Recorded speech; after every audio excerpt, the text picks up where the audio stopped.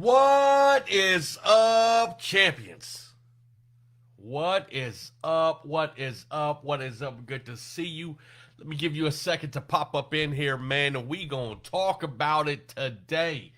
Good to see you on this holiday, man. Good to see you. I hope you guys. This weekend was okay. Mine, we got snowed in here in Atlanta. Uh, and in Atlanta, look, it don't snow in Atlanta. So when it snows, the city shuts down. This is abnormal for us. This is not the North. So we don't get down with the snow. We're not like you. We don't like the snow down here. So we can't wait for this snow to melt. We can't wait for this snow to go on about its business. But for right now, it's wreaking havoc here in my city. How are you guys doing this morning? Listen to me. I want to get into it. I want to talk about it. Josh Wright, what's going on, champion? Shane Wood, good to see you. Ruben Grant, good to see you, champion. Jay Choi, great to see you. Mary Upchurch, sub. Great to see you guys. Listen to me. We are going to talk about the differences between a pusher and a closer in F&I. There's a very big difference. There's a huge, distinct difference between people who don't know how to close and people who do know how to close. People who don't know how to close push. They're in the finance office. They get to the point where they ask the customer to buy and the customer tells them no, and they don't know where to go. They don't have a strategy in place. They're not taking steps in the close. The customer tells them no, and they have no idea what to do next. So they begin to push. Listen to me. If you are going to become a bona fide closer in F&I, listen, by the time you get to the closing piece, by the time it's time to close a customer, by the time it's time to ask for the money, this should be the easy part. But because an F&I manager has been trained wrong, they've been trained on a bad system, they've been trained on a menu, they've been trained on a menu, so they have not been trained to build value in their product.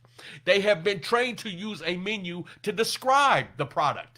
And in using a menu, blocks that are in a column, when they use a menu to describe a product, when they ask thousands of dollars after merely describing that product, when they ask thousands of dollars for it, and the customer tells them no, they don't know what to do next. Why? Because they have no value to close.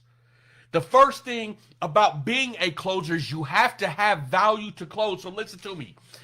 Pushers, let me tell you what a pusher does. A pusher uses phrases. A pusher uses phrases like, is it the price or is it the value? Once the customer tells them no, the pusher uses phrases like, is it the price or is it the value?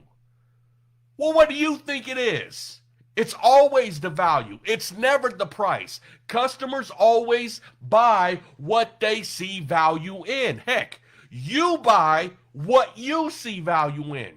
But that's the mind of a pusher. That's all they've been trained to do. They've been trained to talk about columns and describe products. Then they've been trained to tell customers what they forfeit. It's a very negative presentation to a customer. They describe the thousands of dollars, right? They describe the product here. Then they tell the customer what they forfeit, and then are surprised when the customer tells them no, and then they come back with, well, is it the price or is it the value? Of course it's the value. You've said nothing thus far that has built value in your product. If you are going to ask $3,000 for a service contract, understand you must build $10,000 worth of value in it. You must build $20,000 worth of value in it.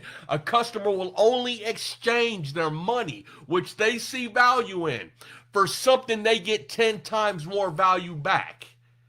And if you are not building value in your product, then when they tell you no, a pusher's immediate response is, well, is it the price or is it the value? Listen to me. You got to get rid of that phrase. Or a pusher will say, if I could, would you? This is so old school. If I could, would you? Well, if I could, would you? Well, why didn't you? If I could, would you? If I could, would you? Why didn't you? Right? Why didn't you? See, this is when a pusher does not know where to go in the close. A closer knows that it's always value. When you are closing, you understand that it's always value. Always value. So you focus on the value. As a matter of fact, before you get into the presentation, you are under the understanding that the customer will only say yes once you have built massive value in it. So your approach to presentations are building massive value in your product and then asking a customer to buy. And then when a customer tells you no, you don't say, hey, is it the price or is it the value? You know that it's the value. Also, a closer understands that a customer is indoctrinated to tell them no. Some of you don't even know what indoctrinated means, but what indoctrinated means is if the seed has been planted and grown in a customer and a person for a long time. Long before they ever met you, for a long time, a customer has been told, don't you ever buy the extended, they call it extended warranty. Don't you ever buy the extended warranty. Don't you ever go to a dealership and buy that extended stuff. A customer, you, as a matter of fact, you have been indoctrinated not to do it. Some of you buy vehicles and don't even buy coverage on your own vehicles. And that's the truth. You have been indoctrinated since you were a child. Your parents, they taught you 3 things when you were growing up. They taught you, listen, when you walk out of a room to make sure that you cut off the lights. Why? Because there's people in other countries that don't have electricity. You were taught, listen, when you have a plate of food, make sure you eat all that food up off your plate. Why? Because there's people in other countries that are starving. And listen, when you become grown, never buy the extended warranty. That's what customers have been indoctrinated to do. They have been indoctrinated to tell you no. A closer understands this about customers. A closer understands that long before a customer ever walks in his or her office, they have been taught to tell that finance manager no. So a closer's approach to presenting product so that they know on the other side of that presentation, they can get a yes. A closer's approach is, I'm going to build massive, massive, massive value in my product. Why? Because I know that the customer's going to tell me no. I know that I have to approach it with value because the customer is going to tell me no. And if I have a fighting chance of closing this customer and generating revenue, they must have seen the value first. A closer and a pusher approach the presentations of products differently. Listen to me. Number 2, a pusher uses traps. They use traps, okay? They go out there and they do customer interviews, and then when they're back in the finance office and the customer tells them, no, I don't want your extended coverage. Nope, I'm not going to drive that many miles. Nope, I'm not going to keep the car that long. A pusher uses phrases like, well, you told me. Well, you told me you drive 15,000 miles a year. Well, you told me you drive 18,000 miles. See, they want to make a customer wrong. They need to trap a customer. The customer was interrogated up front. A customer was interviewed up front, and so now they can use that interview against them. See, that's called trapping. You look to trap a customer.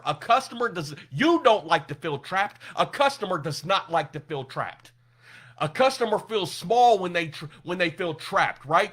They know what miles they drive. They know they're going to drive a lot more miles than what they're telling you. But what they're saying to you, in other words, when they're telling you, no, I'm not going to drive that many miles. No, I'm not going to keep the vehicle that long. What they're telling you is I don't see the value in the product that you're trying to sell me for the price you're trying to sell it to me for. That's what they're telling you.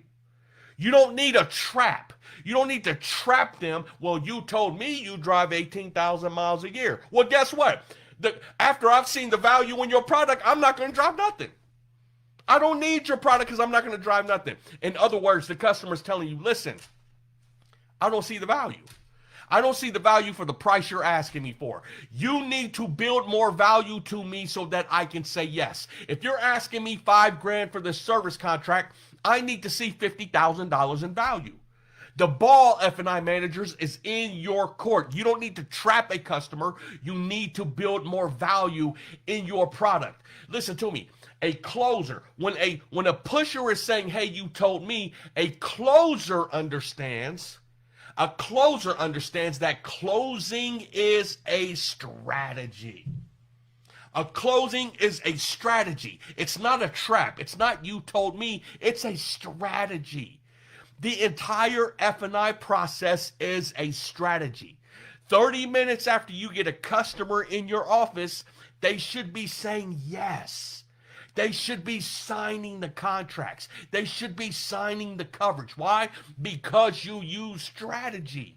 You're not using traps. You're not trying to make a customer feel small or feel bad for telling you no. You're not trying to push a customer into a corner where they have to try to deceive you in order to get out of your invaluable presentation, the presentation they see no value in. You don't need to trap a customer. You need to use strategy. And strategy is, listen to me, whenever you're going into an F&I presentation, do yourself a favor. Present value. Be concerned with a customer's value, the value they see in your products. Not describing your product, but make sure your customers see value in it. And then once you've made sure they see value in it, then when they tell you no, know what you're going to do next. Know what the next piece of the strategy is. Have enough closes so that you're able to stay in the close. Woo! Come on, man. That brings me to number 3, a pusher. A pusher repeats themselves over and over again. They repeat themselves and they beat up on a customer. They repeat themselves because they don't have closes, because they only have 1 or 2, and 2 in the possible, maybe 3 closes. You know, finance managers who are watching this, you know how many closes you have down packed up here. You know whether right now, if you could give a close and then a customer give a different objection or concern, and then you give a different close, and then a customer give another objection and you give a different close, and then a customer give another objection and you give a different close, and then a customer give another objection and you give a different close, and the customer, and so on and so on and so on and so on and so. You know whether you have the ability to do that. Most finance managers that I meet do not. So therefore, what do?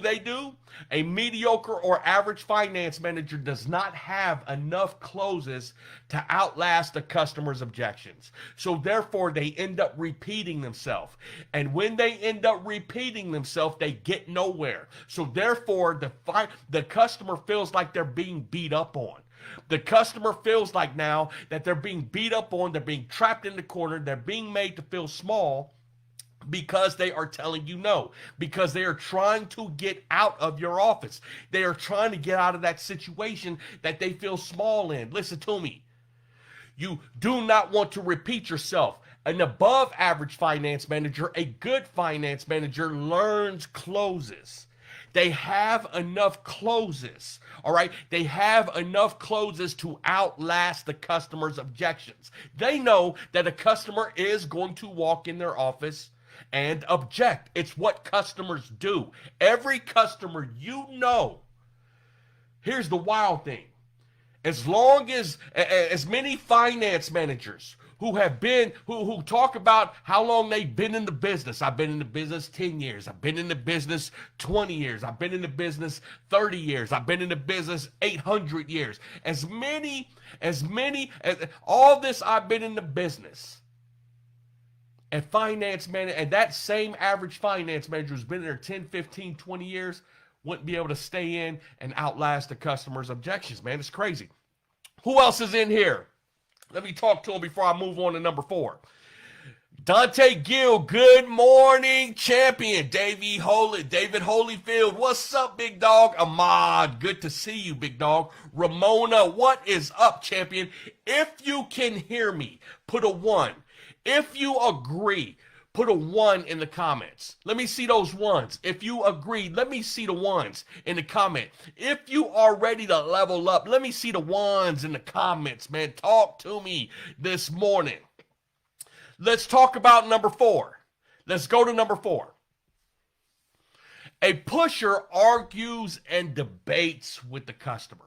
Right? They go back and forth. They volley that ball back and forth over the net. Right? There's a back and forth that they have with the customer in which a finance manager, a pusher, with their pride has to win. Right? They have to win the argument. They have to win the debate. They have to make themselves right. Even if they don't get the right outcome, a pusher has to make themselves right. You told me, right? You got to make yourself right. You repeat yourself over and over again, and then you debate and you argue and you get upset when the customer is adamant about not buying your product. Why? Because you're not hearing the customer.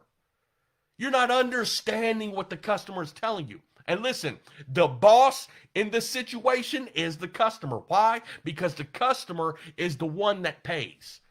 It is your job to build value in your product or service so that you can exchange your product or your service for money from the customer, so that the customer sees it is your job to build enough value in your product so that the customer sees 10 times, 100 times more value in your product than they do their money. But instead of going that route, you will argue. You will debate a customer. You will make a customer wrong. That's what a pusher does. And then you hear them tell people, well, I don't want to push the customer. I stopped because I didn't want to push them. They only gave you 3 objections. I stopped because I didn't want to push them. They only gave you 5 objections. I stopped because I didn't want to push them. It's too bad that you feel like you're a pusher. If you feel like you push customers, then level up while you have the opportunity to do so. Listen, a closer understands that the first rule of closing is always agree first.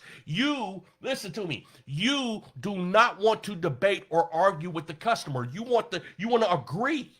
You want to get on the same side as the customer. You want the customer to feel like you're looking at it from the same perspective that they are, that you care about how they view this product, that you care about what they see. You care about what their perspective is. You care about what their concerns are. Always agree first. Only when you agree will the customer drop their guard. Does a customer drop their defenses a little bit? Does a customer stop fighting you some? And then they give you the opportunity to speak so they can hear you. A closer knows that the first rule of closing is always agree first. The best close that you can do, the best outcome you can have in your F&I office during your delivery is for the customer to take delivery of your product, of the vehicle and your product, and to be ecstatic about it, and to be happy about it, and to feel like they've won. That is the best outcome that they could possibly have back in your office. Jay Choi, thank you so much, champion. Appreciate you, big dog. Listen to me. Got a whole lot of ones in the comments. Come on, man. People ready to level up. Listen, finance managers from 1985, finance managers from 1995, finance managers from 1999. Listen to me. It's time to level up. It's time to modernize yourself. Why? Because the new age finance managers are coming, and they are here, and they are leveling up, and they are sharpening their axe. They're not scared. Come on with it, Jay. Jeremy Huff, come on with it. Ahmad, come on with it. Michael, with all the ones. Come on with it, David. Come on with it. David Holyfield, come on with it. Trevor, with all the ones. Jay Choi, I love it. Rico Brown, great to see you. George and Ruth, good to see you, champion. Edward Riley said, listen to me, I agree. Ready to level up. Dante, Come on with it. Malcolm Robinson, come on with it. Michael Antosh, come on with it, big dog. Jeff Howe said one. Listen, Dante Gill said 1 and 1. Come on with it. Nicole Benish, good to see you, champion. Appreciate you. Listen to me. Number five. A pusher delivers a bad experience back in finance. I need for you guys to think about something. Let me stop here. Every finance manager, listen up to me, okay? A customer walks back in your office, okay? They've got their guard way up here, okay? They don't trust you. You have no credibility with them. They perceive you to be the bad person. They've researched on YouTube and they've gotten a whole lot of negative responses and feedback and videos on YouTube and Google. And every family member and every friend that's ever taken a delivery gives them bad feedback on what the finance manager does back in that finance office. Listen, I want you to think about something. You have to pay. In your finance office, you're a good person. You try hard, you have integrity, but you're going to have to pay for the bad perception, the bad reputation that F&I managers have, the bad YouTube videos, and the bad past experience that somebody, the last time that customer was delivered a vehicle, that last finance manager was a pusher. They were not a closer. That last finance manager gave that customer a bad experience. Now that customer has a bad taste in their mouth. And guess who has to pay for that? And if you do anything that resembles the last time that customer purchased a vehicle, well, then the customer again is going to have another bad experience. You're going to leave another bad taste in that customer's mouth. I need for you to understand that as a closer delivers so much value back in finance because that's all they're concerned with. A closer is only concerned with the value a customer sees. So a customer delivers so much value back in their F&I department that once a customer takes delivery, once a customer says yes, once a customer purchases that product, they are ecstatic. They walk out of that finance manager's office with a grin across their face, bragging about the products they just got back in your office. Yeah. You ever had a customer walk out of your office and brag? Yeah. Did I cover myself? Man, listen, I got the 120,000 miles worth of coverage. I got gap coverage too. So if somebody runs into me and totals my car, I'm good. And I got that tire and wheel. That road hazard coverage, yeah. So if I get a nail in my tire, I'm good. I don't care if the construction's out there, because if I get a flat tire driving over a pothole or a nail or a piece of glass, I'm good. Right? That is when a customer is ecstatic because you've built value in your product and they feel like the value that you delivered to them far exceeds the money that they paid you for it. That's what a closer does. A closer is focused on the value. A closer is focused on turning around the customer's bad perception about the finance office and finance managers. A closer is concerned about delivering the best possible experience for that customer. A closer is worried about and concerned with rolling out the best red carpet they possibly can back in finance. See, if you are a pusher, customers have been dealing with pushers for 20 years before they ever got to your office. A customer has been dealing with this garbage over and over and over again. Listen to me. I spun my very first deal in 2001. That's 21 years ago. Okay? And let me tell you something about the customer interview. And the menu that so many of you love. That it was already 10 years old at that time. By the time you get a customer in your office, if you are pulling out a menu, then you are using a process that a customer has seen for the last 8 times they bought a vehicle. It's 30-something years old. It's time to level up. It's time to give customers what they deserve, and that is the red carpet treatment. It is time to level up, deliver value to your customers. Stop pushing them. Stop beating up on them because you can't deliver value. Stop repeating yourself. Start leveling up and delivering massive value. Start addressing customers' concern.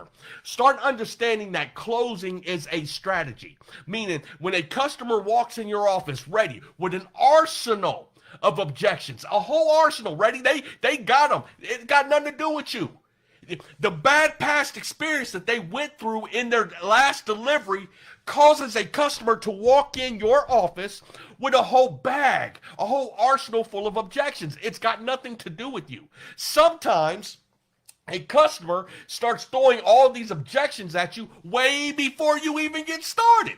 Like they sit down with you and then, hey, listen, I don't want none of that stuff. You can put that piece of paper up. I'm not buying nothing. I don't want to spend nothing extra. Listen, they just start throwing it at you before you ever had the opportunity to deliver one line of value, one point of value, to say anything about the value of your product. Sometimes they come with an avalanche of objections up front.